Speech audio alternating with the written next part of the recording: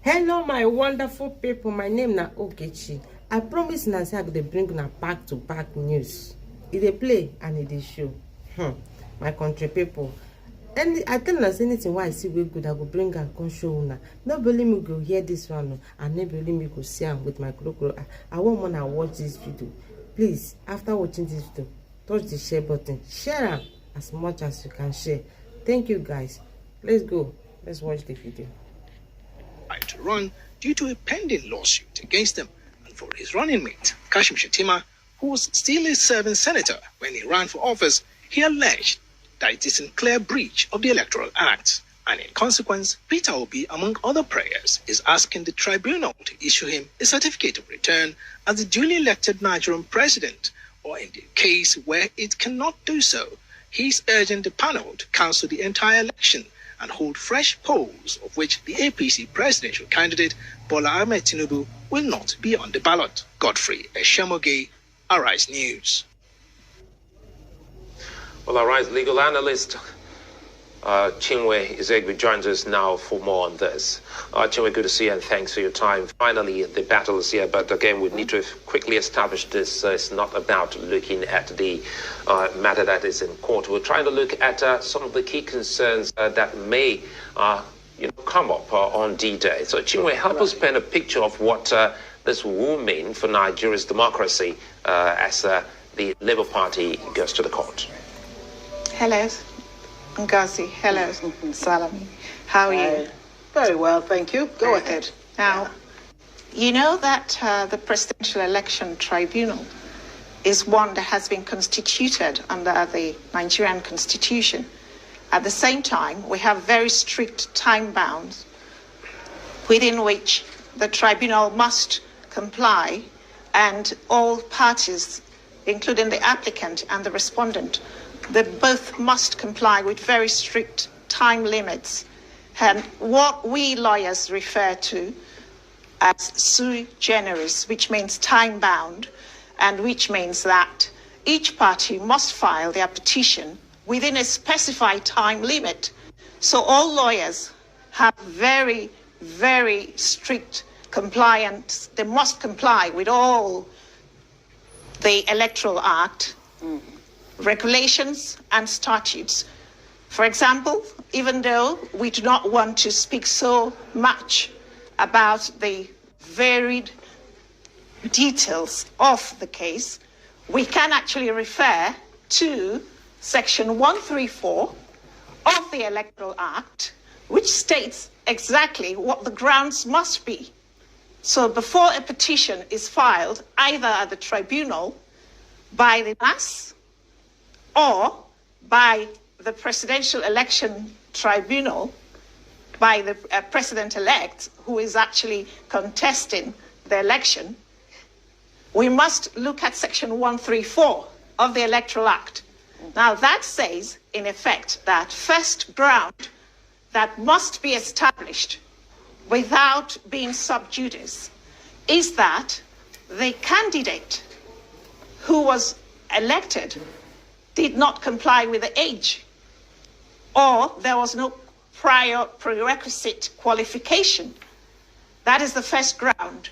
The second ground is that there were corrupt practices in respect of the election and in respect of the electoral process. And the third ground is that the candidate did not qualify with a lawful number of votes cast. In other words, the candidate did not have majority of lawful votes. Now, those three grounds under Section 134 of the Electoral Act must be sufficiently established before the tribunal in cases of the NAS and Governorship Election Tribunal cases, or in the cases of the Presidential Election Tribunal at the Court of Appeal. Now, there are time limits which must be established. Right.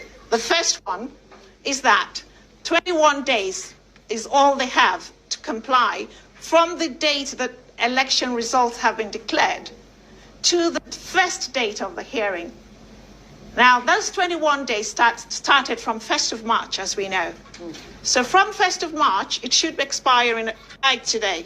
So petition must be filed by Peter Obi by latest today, then also they have 60 days within which to lodge their appeals from the Court of Appeal to the Supreme Court in cases of Presidential Election Tribunal cases.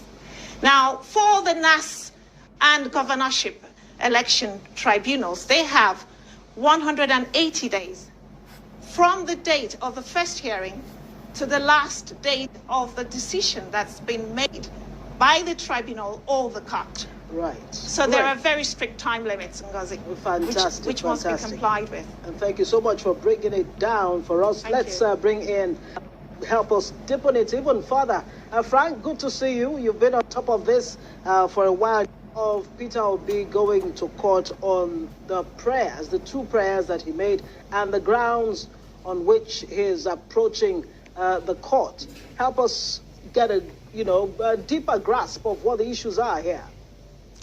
Well, Peter Obi is approaching the tribunal to declare him as the winner of the election based on lawful votes, to the extent that votes that were cast for the All Progressive Congress and the flag bearer, together with the president, the presidential and vice presidential flag bearers of the All Progressive Congress, amounted to wasted votes. Interestingly, that is one of his main prayers, together with alternative prayers. Alternative prayers, in that extent, means that if those prayers he had asked, the initial prayers or the relief he had sought, together with the fact that he is trying to establish that the candidates of the All Progressive Congress, the presidential candidate, was not qualified, together with his vice presidential or running mate, then also canvassing the theory of regarding the Federal Capital Territory, the special status of Federal Capital Territory, and if that fails, if the court does not agree with such main prayers that as he has couched it, then the court should proceed to alternative prayers too, which includes that the court should consider to cancel the elections generally because of non-compliance to the provisions of Section 134. The courts are the ones on trial here, not necessarily the facts and the law that are brought before it. The Presidential Election Tribunal, at this stage, with the appeal court and subsequently the Supreme Court, will now be watched very closely as it makes a determination of what Nigerians felt so much about. It is expected that the court will put to rest whatever controversies there are in with regards to the outcome of the presidential election. But Peter Obi's petition comes with that assumption that the People's Democratic Party may not file. We are not very sure about that. And again, we can't speak to it so much in terms of legal propriety and according to broadcasting rules, especially when the respondents have not actually filed their own response. So I'm talking about the All Progressive Congress, the Independent National Electoral Commission, and Bola Ahmed Tinubu with the Kashim Shettima. Until they file, we will now see what the real issues are, I would say.